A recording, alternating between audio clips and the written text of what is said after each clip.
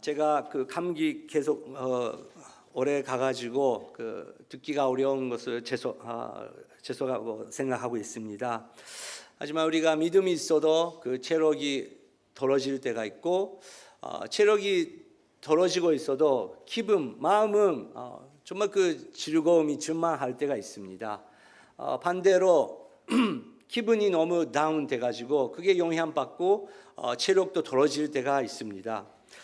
그렇기 때문에 저희들은 오늘 체력이 어떤 상황인지, 내 마음이, 내 영혼이 어떤 상황인지 그것을 구별하면서 주변 사람에게 이해를 구하면서 그렇게 커뮤니케이션 하는 것이 굉장히 중요하다고 생각합니다.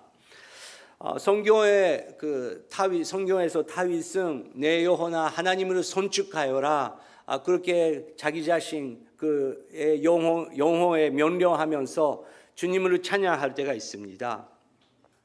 하지만 자기 영혼이 죽었던 것 같은 그 느낌이 들으면서 하나님께 매달릴 때가 있습니다.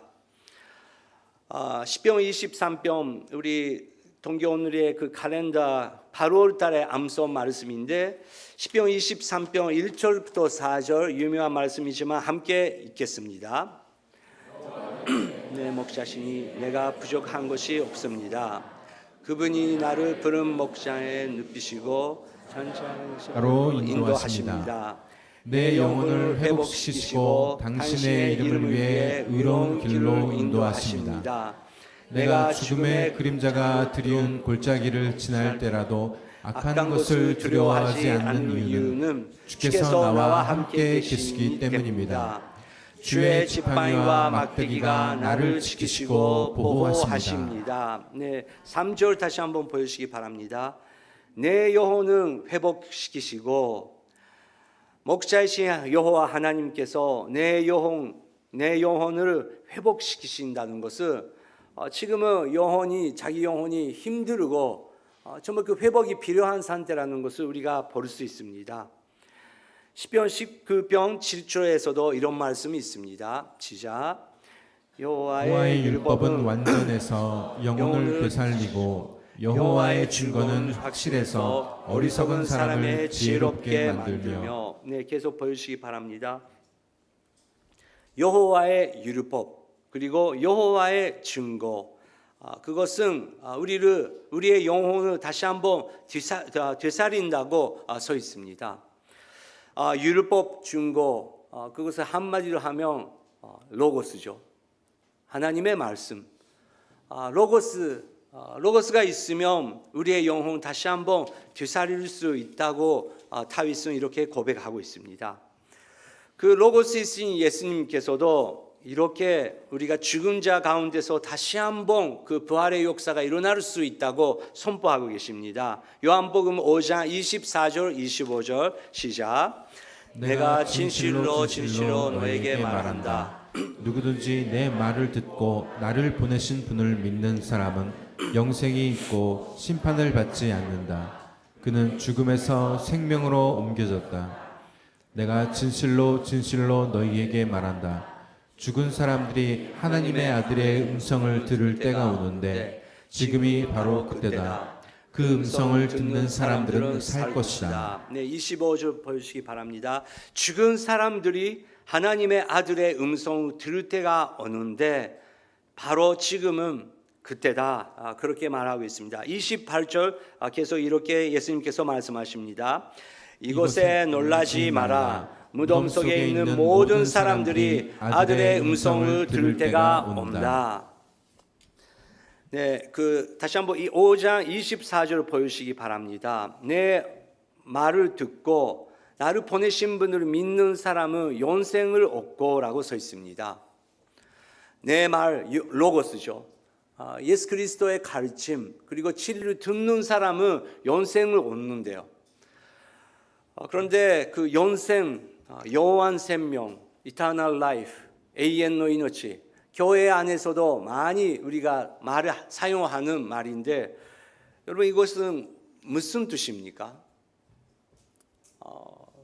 죽고 나서 우리는 예수님을 믿고 있으면 천국에 갈 수 있다. 물론 그것도 확실히 한 복음입니다. 그런데 제가 저번에 그 서울에 갔을 때 서울역 앞에서 여러분도 아시다시피 예수님 믿으면 천국에 간다, 안 믿으면 지옥에 간다, 뭐 그렇게 외치고 계신 분들이 계시지 않습니까? 굉장히 그게 중요한 메시지인데, 그렇습니까?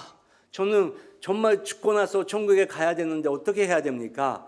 그렇게 줄 서면서 물어보는 사람은 한 명도 없었어요. 네, 지금은 아마 이케부쿠로, 신주쿠, 시부야에 가가지고 젊은 사람들한테, 또 서울에서도 젊은 사람한테 지금은 당신은 어떤 고민이 있습니까? 그렇게 물어봤을 때 저는 정말 죽고 나서 천국에 갈 수 있는지 고민하고 있습니다. 그렇게 대답하는 청년이라든지 어른이라든지 거의 없을 거예요. 여기에 앉아 계신 여러분 어떠십니까? 나는 죽으면 정말 꼭 죽을 텐데 죽으면 나는 정말 천국에 갈 수 있을까? 그것을 걱정하고 고민하고 기도하고 계신 분들 계십니까? 몇 명 계신다고 믿습니다. 하지만 신주교역, 서울역, 교회 안에서도 밖에서도 거의 모든 사람들이 고민하고 있는 것은 대부분 인간관계입니다. 관계 때문에 고민하고 있습니다. 나를 보호해 준 사람이 있어야 되는데 그 관계가 깨지고 있고 나를 보호해 주지 않아. 내가 사랑하는 상대방을 잡고 있고 나도 사랑을 받고 싶은데 이게 잘 안 되고, 그리고 하나밖에 없는 자식에게 모든 것을 쏟아내면서 이것이 사랑이다, 모든 것을 쏟아내고 있는데 반응 없고 사랑의 관계가 잘 안 되는 그런 모습을 우리 가운데 발견할 수 있습니다. 그것 때문에 우리가 고민하는 것이 아닙니까? 요한복음을 쓰는 그 요한은 교회에게 중요한 걸 알리기 위해서 편지를 썼습니다. 그 세 종류의 편지 우리가 요한 1서, 2서, 3서로 볼 수 있는데, 요한 1서 첫 번째 보면 교회여, 나는 이것을 알리기 위해서 당신에게 편지를 씁니다. 그것은 영원한 생명, 영생에 대해서 여러분에게 알리기 위한 것입니다. 그리고 영생은 뭐냐? 요한이 거기서 그것은 그분과의 영원한 관계라고 설명하고 있습니다. 교회가 그것을 알고 있지 않기 때문에, 이해 안 하고 있기 때문에 계속 다른 즐거움이, 다른 방법으로 무언가를 찾고 있는 그 모습을 보면서 요한은 교회에게 편지를 썼다는 것입니다.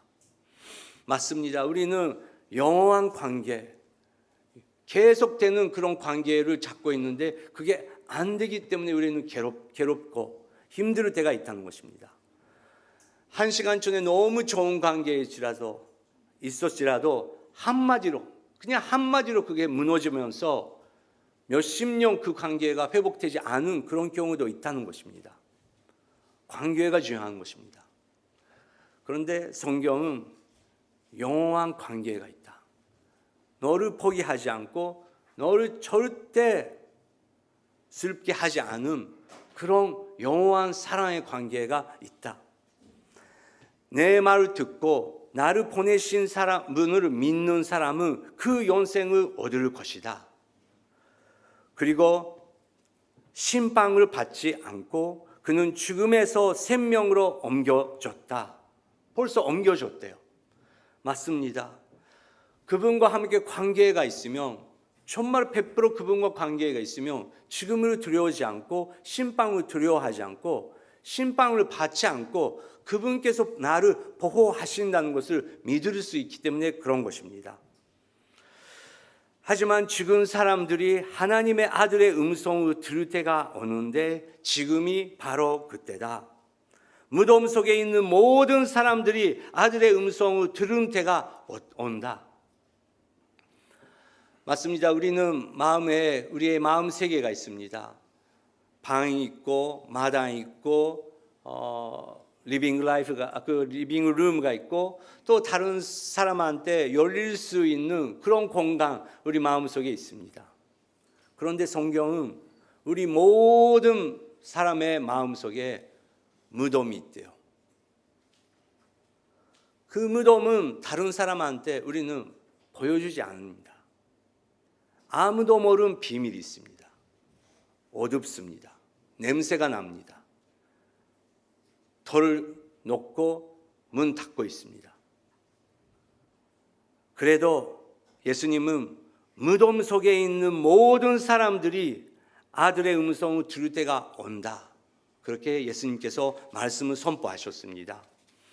그러면 로고스이시고 부활이신 예수님께서 인간이 되시고 사람 가운데 생활하셨다고 하는데 오늘 그 부활하신 분께서 무덤 속에서 어떻게 그분의 말을 들을 수 있게 해주시는지 우리가 함께 묵상하고 싶습니다. 지금은 우리가 샘매 삶을 하고 있는데 어제부터 이번 주 요한복음 11장에 들어가는데 바로 그 장면입니다. 예수님께서 한 자매 가족을 사랑하고 있었습니다. 마르타, 마리아 그리고 현재 나사로입니다. 예수님께서 너무 사랑하고 있고 그분들도 예수님을 믿고 사랑하고 있었대요. 그래도 병들었대요.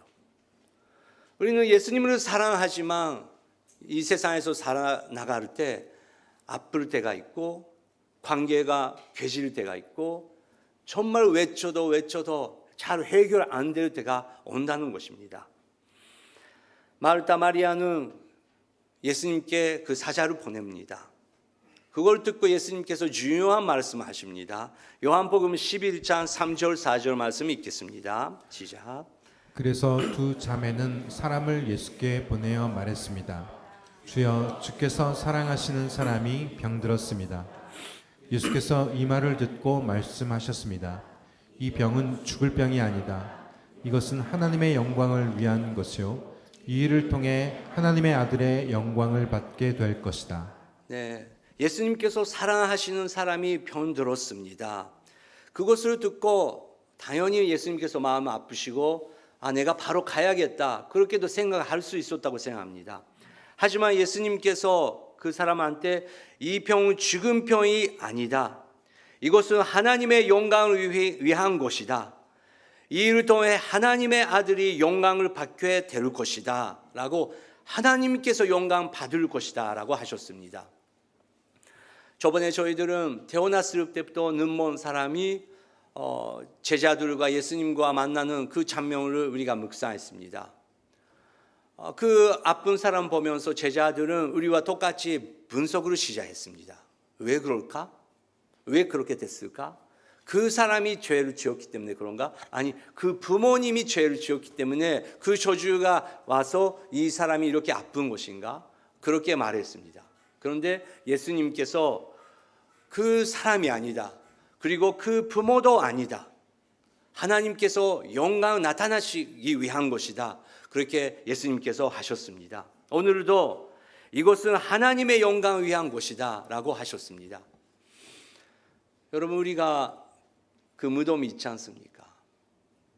우리가 다 다른 사람한테 말하기 어려운 가족의 무덤이 있지 않습니까? 근데 우리는 하나님 혼자 있을 때 이 무덤 어떻게 해야 되는 것입니까? 주님 고쳐주시옵소서, 치유하여 주시옵소서, 구원하여 주시옵소서, 그렇게 열심히 기도합니다. 그런데 생각합니다. 왜 이렇게 됐을까? 누가 나쁜 것인가? 내가 나빴었나? 그 사람이 나빴었는가? 그렇게 생각할 때가 많이 있는데 오늘은 그것이 하나님의 영광을 위한 것이다. 혹시 예수님께서 그렇게 말씀하시면 여러분 어떻게 생각하십니까? 예수님은 그 이야기를 들었습니다. 그런데 예수님 바로 움직이지 않으셨죠. 5절 6절 읽겠습니다. 예수께서는 마르다와 그녀의 자매와 나사로를 사랑하셨습니다. 그러나 나사로가 아프다는 말을 들으시고도 예수께서는 계시던 곳에 이틀이나 더 머무르셨습니다. 네, 5절 다시 한번 보시기 바랍니다. 성경은 확실하게 예수님께서 마르다와 그녀의 자매와 나사로를 사랑하셨습니다. 그렇게 선포하고 있습니다. 아까 우리가 예수 나를 사랑하시 그렇게 찬양했는데 우리는 그렇게 노래하면서 예수님 나를 사랑한다는 것을 고백합니다. 그런데 우리가 다 경험을 하는 것처럼 사랑하시지만 바로 대답 안 하실 때가 있지 않습니까? 바로 주님께서 나의 기도를 응답하지 않을 때가 많이 있지 않습니까? 오늘도 예수님께서 나사로가 아프다는 것을 듣고 나서 예수님께서 계속 이틀이나 거기에 계셨다고 써 있습니다. 왜 그럴까요? 예수님은 열정 가지시고 나사로를 사랑하셨습니다. 움직일 수 있었습니다.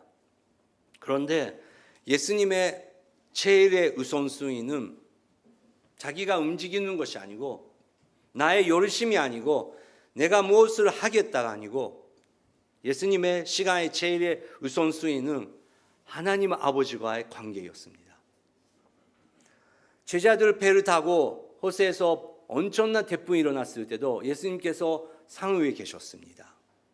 그렇게 힘든 상황 알고 계시는데 예수님께서 하나님 아버지와 대화를 하면서 하나님의 아버지의 말씀을 기다리시면서 아버지 하나님께서 바로 지금이다 그렇게 말씀하실 때까지 예수님은 기다리셨다는 것입니다. 드디어 그 기도의 시간을 넘어서 예수님 아버지 하나님께서 가라고 하셨던 것 같습니다. 예수님께서 Let's go라고 하십니다. 7절 읽겠습니다. 그리고 나서야 예수께서 제자들에게 다시 유대 지방에 돌아가자 하고 말씀하셨습니다. 다시 유대 지방으로 돌아가자라고 하셨습니다. 그리고 제자들에게 신기한 말씀하십니다. 11절 시작. 예수께서 이 말씀을 하신 뒤에 그들에게 말씀하셨습니다. 우리 친구 나가로는 잠이 들었다. 그러나 이제 내가 가서 그를 깨우겠다. 나사로는 잠이 들었다. 나는 그 사람을 깨우기 위해서 간다. 그렇게 하셨습니다. 그런데 제자들은 이거 이상하네. 굉장히 심각한 병인데 그냥 깨우기 위해서 가신다고? 그냥 그 잠이 들으면 괜찮은 거 아닌가? 그렇게 생각하면서 제자들은 이렇게 대답합니다. 12절. 예수의 제자들이 대답했습니다. 주여 잠이 들었다면 낫게 될 것입니다. 그냥 일어나는 것이 아닙니까? 제자들은 그냥 단순히 그렇게 대답한 거죠. 그런데 13절부터 예수님께서 굉장히 중요한 것을 제자들에게 가르치기 시작합니다. 13절부터 15절. 예수께서는 나사로의 죽음을 가리켜 말씀하신 것인데 제자들은 말 그대로 잠들었다고 생각하는 것입니다. 그래서 예수께서는 그들에게 분명히 말씀해 주셨습니다. 나사로는 죽었다. 내가 거기 있지 않은 것은 기뻐하는 까닭은 너희를 위해서다. 이 일로 인해 너희가 믿게 될 것이다. 이제 나사로에게로 가자. 네, 예수님은 제자들은 잠이 들어온 거라면 안 가도 되는 것이 아닙니까? 그렇게 말할 때 예수님께서 나사로는 죽었다. 인간적인 소망은 다 죽었다. 없다라고 선포하셨습니다. 근데 그 다음에 나사로를 어떻게 하는지 그렇게 말씀하시지 않고 다른 방향으로 예수님께서 말씀하십니다. 15절 다시 한번 읽겠습니다. 내가 거기 있지 않은 것은 기뻐하는 까닭은 너희를 위해서다. 이 일로 인해 너희가 믿게 될 것이다. 이제 나사로에게로 가자. 15절 계속 보여주시기 바랍니다. 내가 거기 있지 않은 것을 나는 기뻐한다. 그 이유는 제자들이요 너희들을 위했기 때문에 그렇다고 예수님께서 하셨습니다. 이거 무슨 말입니까? 마르타 마리아 걱정은 제자들이 아니고 나의 형제 나사로예요. 예수님도 나사로를 사랑하셨습니다. 그런데 예수님께서 이틀 동안 기도하시면서 하나님의 계획을 아셨어요. 하나님께서 나사로에게 어떤 일을 하시는지 다 알고 계셨지만 나사로도 중요하지만 바로 앞에 있는 제자들, 이 죽은 사람을 어떻게 하는지, 이 무덤을 보고 있는 제자들, 우리들이죠. 우리들의 마음을 바라보시면서 예수님은 나는 기뻐할 것이다. 왜냐고요? 제자들이요, 노예들도 무덤 속에 있어. 하나님을 믿고 있다고 하면서 사실은 요한계시록에서 7개 교회에 말하는 것처럼 너의 마음은 죽어 있다. 너의 믿음은 죽어 있다고 예수님 그거 알고 계셨기 때문에 너희들을 위해서 나는 기뻐한다고 예수님께서 말씀하셨습니다. 이제 나사로 향해 가자. 그렇게 말씀하시면서 그쪽에 도착하십니다. 17절을 읽겠습니다. 예수께서 그곳에 도착하셨어 보니 나사로가 무덤 속에 있는지 이미 4일이나 됐습니다. 나사로가 무덤 속에 있는지 이미 4일이나 됐습니다. 우리는 사도신경으로 예수님께서 돌아가시고 3일 후에 부활하셨다는 것을 우리가 선포합니다. 믿고 있습니다. 그거 왜냐하면 3일이라는 것은 그 로마 시대 그리고 히브리 그 종교 안에서는 3일이라는 것은 완전한 죽음을 의미하는 것입니다. 예수님께서 그는 그냥 기절하는 것이 아니고 완전히 죽으셨는데 3일 후에 예수님께서 부활하셨다는 것을 우리는 매달마다 고백하고 있습니다. 그런데 오늘은 나사로는 플러스 1 4일이나 지났다고 성경은 말하고 있습니다. 나사로의 그 잠에 마르타가 나타납니다. 그리고 안타까운 마음으로 예수님이요, 혹시 예수님께서 조금이라도 일찍이 오셨으면 달았었는데, 그렇게 고백하면서 마르타의 고백이 시작합니다. 21절 22절 시작. 마르타가 예수께 말했습니다. 주여, 주께서 여기 계셨더라면 오빠가 죽지 않았을 것입니다. 그러나 지금이라도 주께서 구하시는 것을 무엇이든지 하나님께서 다 이루어 주실 줄 압니다. 주님께서 여기 계셨다면, 조금 일찍이 오셨으면 우리 나사로는 죽지 않았었는데, 그렇게 안타까운 마음으로 고백합니다. 그런데 22절을 보니까 그러나 지금이라도 주님께서 구하시는 것은 무엇이든지 하나님께서 다 이루어 주실 줄 저는 압니다. 믿고 있습니다. 너무 아름다운 대답이 아닙니까? 예수님께서 기도하시면 모든 것을 할 수 있다고 마르타는 고백합니다. 근데 그 고백에 대해서 예수님께서 놀라운 대답을 하십니다. 23절 읽겠습니다. 예수께서 마르타에게 말씀하셨습니다. 내 오빠가 다시 살아날 것이다. 나사로는 다시 살아날 것이다. 여러분, 오늘 우리가 그 무덤 있지 않습니까?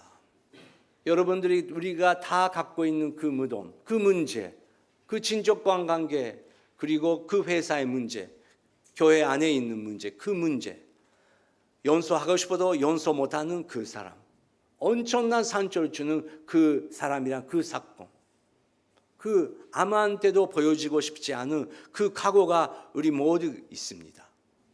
근데 혹시 예수님께서 그것을 해결할 것이다. 하나님의 영광 나타날 것이다. 너의 중요한 그 사람은 다시 일어날 것이다. 예수님께서 그렇게 선포하시면 여러분 어떠십니까? 어떻게 느끼십니까? 마르타는 혼란하면서 그래도 이렇게 대답해요. 24절 읽겠습니다. 마르타가 대답했습니다. 그가 마지막 날 부활할 때 다시 살아나리라는 것을 제가 압니다. 얼마나 완벽한 대답 아닙니까? 100점 만점이죠. 마르타는 아니, 나사로는 죽었는데 그래도 나는 주님이라는 것을 고백하는데, 아 맞다, 옛날에 들었다, 예수님 맞습니다. 마지막 때 메시아가 다시 한번 오실 때 우리 모두 다시 한번 부활하는 것을 나는 압니다. 그때 나사로도 부활을 하시겠죠? 그런 뜻이죠. 얼마나 완벽한 대답입니까? 그런데 그 대답에 대해서 예수님께서 그 유명한 말씀, 이렇게 선포하십니다. 25절, 26절 시작. 예수께서 마르다에게 말씀하셨습니다. 나는 부활이요 생명이니 나를 믿는 사람은 죽어도 살겠고 살아서 나를 믿는 사람은 영원히 죽지 않을 것이다. 내가 이것을 믿느냐? 마르다가 그렇게 고백했는데 예수님께서 나사로에 대해서 이야기 안 하셨어요. 나사로가 다시 부활하시는지 안 하는지 그거에 대해서 이야기 안 하시고 예수님께서 내가 부활이다. 나는 부활이다. 생명이다. 나를 믿는 사람은 죽어도 다시 한번 살아날 것이다. 예수님께서 그렇게 선포하셨습니다. 그리고 26절 살아서 지금도 살고 있는데 나를 믿는 사람은 영원히 죽지 않을 것이다. 여러분 이게 무슨 말입니까? 여러분에게 영향을 주신 그 형제 자매님 계실 거예요. 목사님 계실 거예요. 선교사님 계실 거예요. 근데 그분들은 대단한 믿음을 갖고 계시는데 영원히 살고 계신 분들이 계십니까? 다 죽었어요. 다 죽어가고 있어요. 그런데 예수님께서 살아서 나를 믿는 사람은 영원히 죽지 않을 것이다.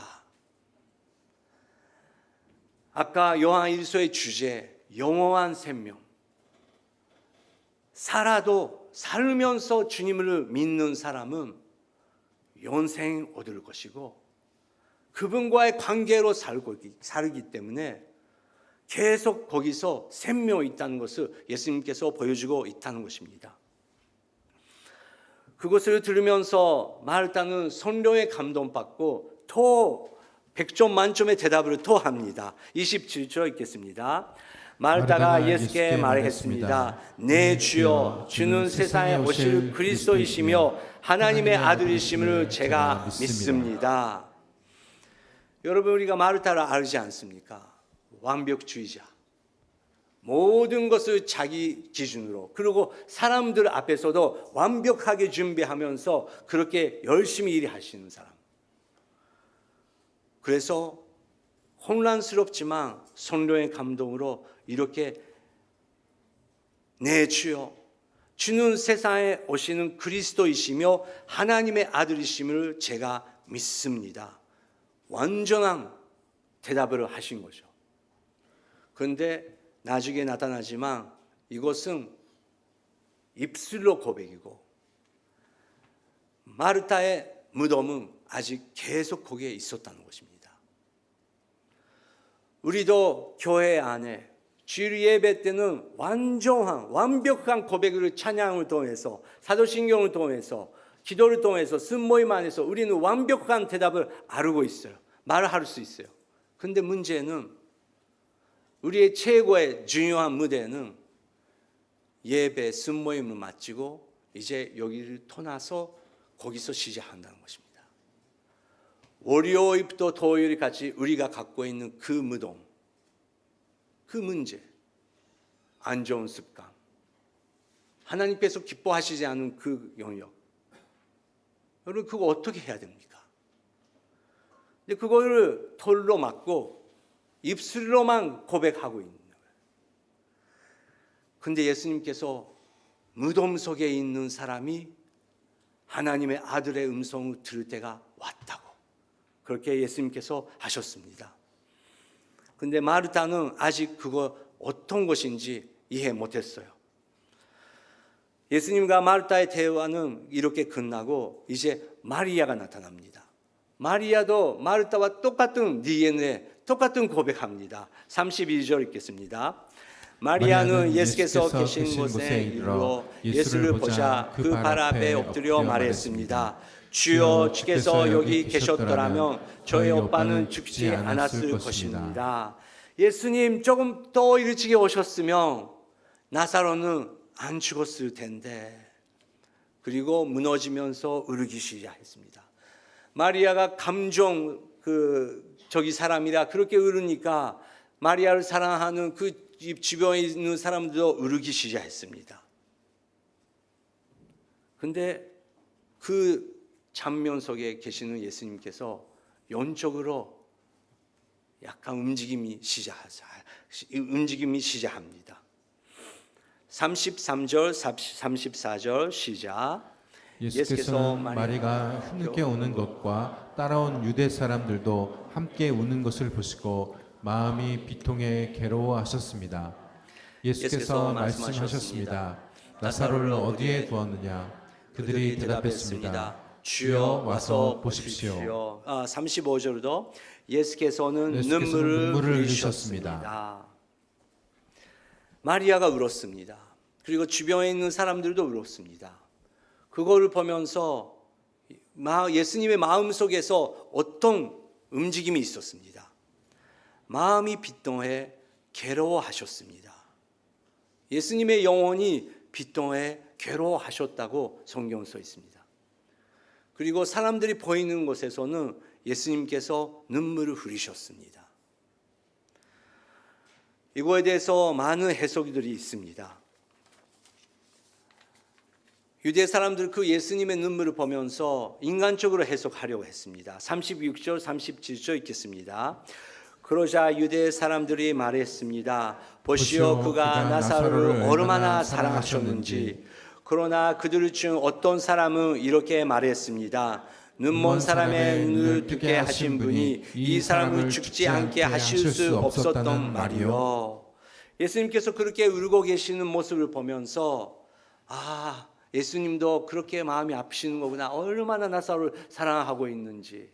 근데 또 다른 사람들은 근데 그 눈먼 사람을 그렇게 기적이 일어나게 하신 사람이 아무것도 못했었던 것인가? 그렇게 뒤에서 사람들이 이야기하고 있었다는 것입니다. 그 장면, 한 사람 울고 있고 많은 사람이 울고 있고 또 다른 사람들이 그렇게 인간적으로 합리적으로 이야기하고 있을 때 예수님의 마음은 어떠셨습니까? 38절 다시 한번 이렇게 서 있습니다. 읽겠습니다. 예수께서는 다시금 속으로 비통하게 여기시며 무덤 쪽으로 가셨습니다. 무덤의 입구로 돌로 막아 놓은 동굴이었습니다. 예수님께서 다시 한번 그 영혼 속으로 비통하게 여기시며라고 써 있습니다. 여러분, 이것이 우리의 모습입니다. 우리는 올바른 100% 맞는 고백을 예수님 앞에 할 수 있습니다. 그런데 또 다른 우리 발견하더라고요. 이제 교회를 떠나서 이제 히가시나가노역까지 안 가도 100m 정도 걷기 시작하고 이제 예배를 잊어버립니다. 오늘의 말씀을 잊어버립니다. 그리고 월요일에 그 머리 돼가지고 이제 내일부터 저거 어떻게 해야 되나, 이 문제는 어떻게 해야 되나, 돈들은 어떻게 해야 되나, 그 사람은 어떻게 해야 되나, 그 묵상 시작합니다.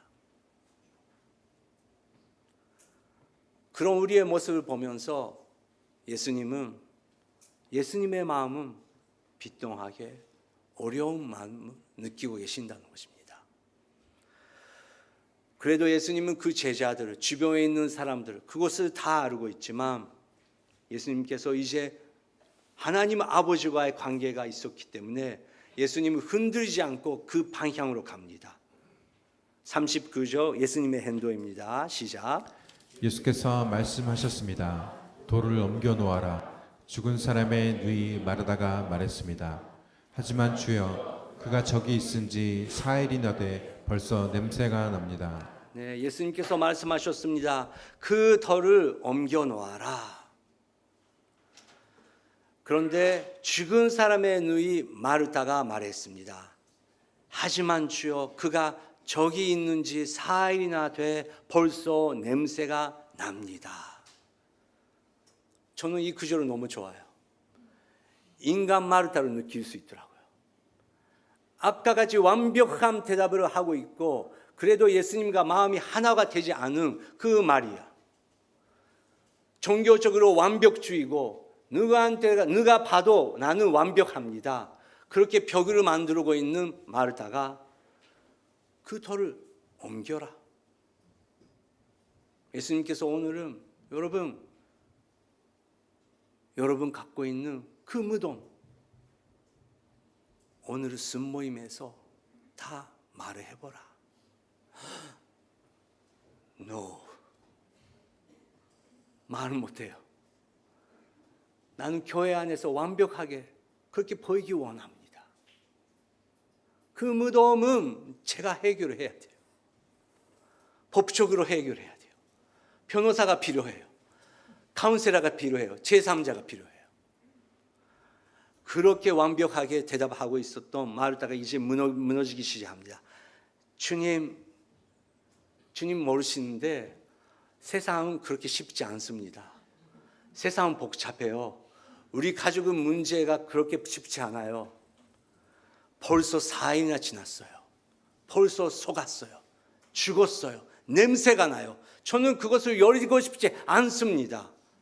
그게 사실은 우리가 외치고 싶은 그게 마음이 아닌가요? 마르다는 그것을 말했습니다. 그런데 예수님께서는 그 듣고 아까는 마르다가 완벽하게 대답하는 모습을 보고 또 이렇게 인간 마르다가 나타나면서도 예수님을 흔들지 않았습니다. 왜냐고요? 하나님과의 관계 속에서 자기가 가야 되는 길을 알고 계셨기 때문에 똑같은 고백을 예수님께서 하십니다. 40절 읽겠습니다. 예수께서 말씀하셨습니다. 내가 믿으면 하나님의 영광을 보를 것이라고 내가 내게 말하지 않았느냐. 하나님의 영광을 보를 것이라고. 하나님께서 완벽한 사람을 아무도 찾고 있지 않다고. 벌써 완벽하지 않은 것을 하나님은 충분히 알고 계신다고. 하지만 그 무덤의 털을 우리가 옮기기 시작할 때 너는 네가 나쁘다. 왜 그런가? 저 사람이 나쁘다. 내가 나쁘다. 그런 걸 떠나서 하나님의 영광을 볼 것이다.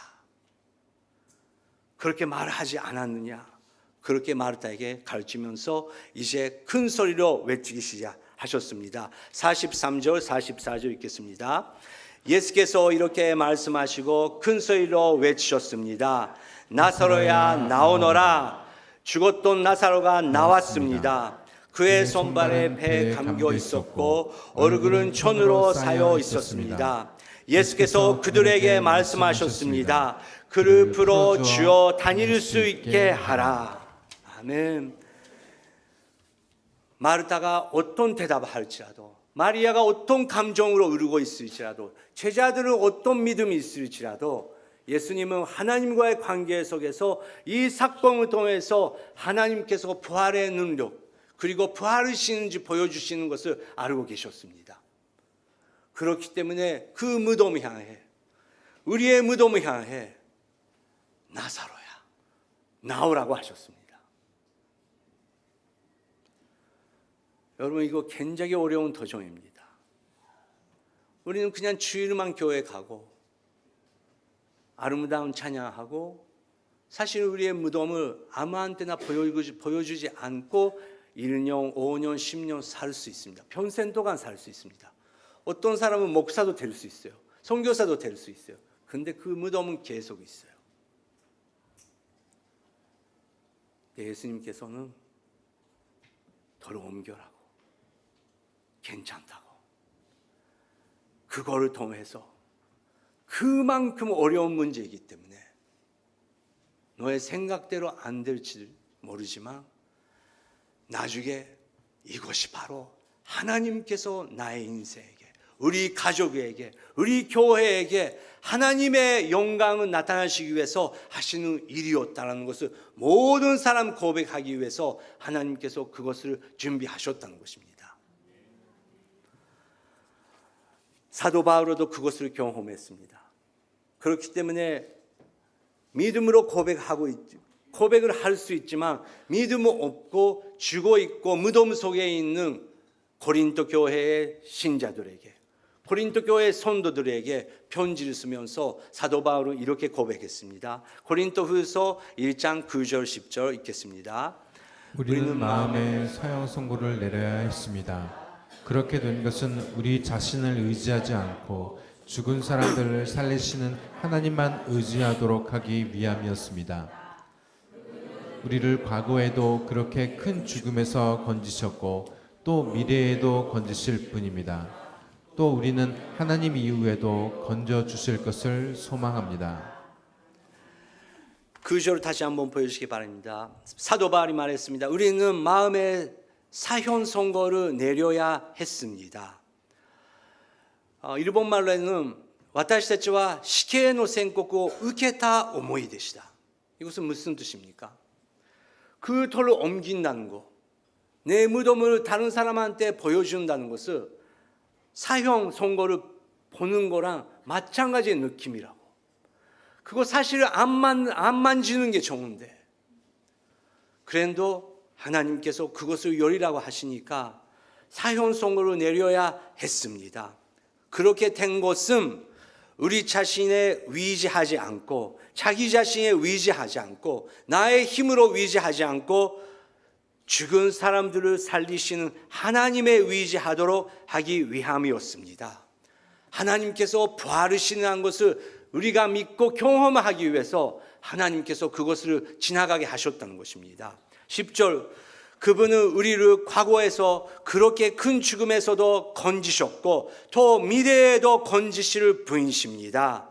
또 우리는 하나님이 이후에도 건져주실 것을 소망합니다. 우리는 과거에서 우리가 지금까지 주님의 그 손길로 정말 부활의 역사를 경험했습니다. 그렇다면 여러분께서 지금 갖고 있는 그 무덤, 그 어둠, 덜 커버하고 있는 그 무덤, 하나님께서 열려주신대요. 그리고 그 어둠이 있기 때문에 하나님의 영광 나타나신다고. 그거를 해결돼야 우리는 삶을 맛이 나고, 나는 살아있다고. 죽어도 살아있고 살아있고도 죽은 사람이 그 소리를 들으니까 나는 살 수 있다고 고백하면서, 하나님을 바라보면서, 하늘을 바라보면서 나는 이렇게 갈 수 있다고 고백하기 시작할 수 있다는 것입니다. 여러분, 오늘은 순모임을 할 것입니다. 그리고 순모임이 끝나고 우리는 나가기 시작할 것입니다. 그렇지만 이제 올 때란 달아요. 지난주란 달아요. 하늘을 바라볼 거예요. 바라보면서 예수님, 나는 예수님만 사랑합니다. 내 영혼이 내 하나님을 생각하면, 내 생각은 많은 것을 생각하면 다운이 되고 문제가 있지만 내 하나님을 생각하면 매우 기쁩니다. 매우 즐겁습니다. 우리는 그렇게 고백할 거예요. 그리고 이제 우리의 현 무대, 어떤 사람은 오늘 밤에 집에 돌아갈 때 그 문으로 열리는 게 힘든 분들이 계세요. 그리고 내일 월요일 아침에 출근해야 되는데 또 거기에 가야 되고, 그 사람 만나야 되고, 그 문제가 있고, 그 해결이 되지 않은 그 큰 문제가 있는데, 이제 내일부터, 이제 월요일부터 우리의 무대가 될 거예요. 예수님께서 부활이십니다. 이 무덤을 통해서, 이 무덤 같은 현장을 통해서 예수님께서 역사하실 것입니다. 그래서 나는 괜찮습니다. 그렇게 주님을 바라보면서 오늘 저녁에 우리 문을 열으니까 여러분 괜찮아요. 여러분 가족들이 교회 지금은 안 다니시더라도 우리의 마음이 부활을 경험하고 있으면 우리의 말이 변하기 시작할 거예요. 전에 같이 왔어, 그렇게 들어갔었는데 왜 교회 안 가? 그런 마음으로 집으로 돌아갔었는데 이제 괜찮아요. 왔어, 이제야 시작이다. 예수님께서 나를 통해서, 나의 입술을 통해서, 나의 이 관계를 통해서 내 안에서 역사하시니까 이제 우리 가족 관계도 새로워질 것이다.